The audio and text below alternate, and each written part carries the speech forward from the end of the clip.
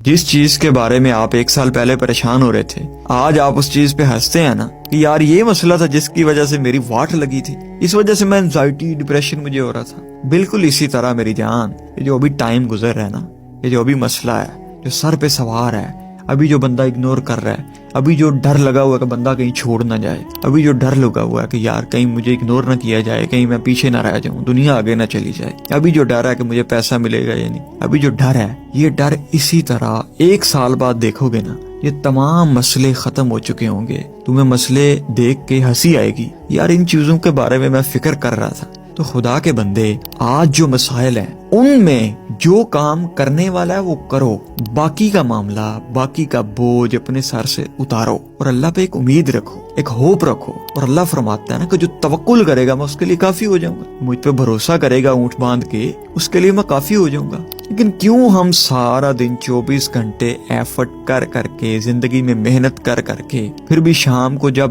سونے لگتے ہیں، بستر پر پڑتے ہیں، تو ہمارے دماغ میں اتنے بوجھ ہوتے ہیں اور اتنا کچھ سوچنے کے لیے ہوتا ہے، دماغ کو الجھانے کے لیے ہوتا ہے، انزائٹی ڈپریشن کے لیے ہوتا ہے کہ ہم جب تک سکرول نہ کریں اور اپنا ٹائم موبائل پہ نہ گزاریں، ہمیں نیند نہیں آتی۔ ہمیں نیند نہیں آتی جب تک ہم موبائل سے کوئی چیز سنتے سنتے نہ سوئیں۔ وائی؟ کیونکہ ہم نے اپنا کام کرنے کے بعد بھی وہ جو غیر ضروری بوجھ تھے، ہم نے ان کے لیے اللہ پہ بھروسہ نہیں کیا۔ جو توکل کرے گا اللہ کافی ہو جائے گا۔ توکل کرنا سیکھو۔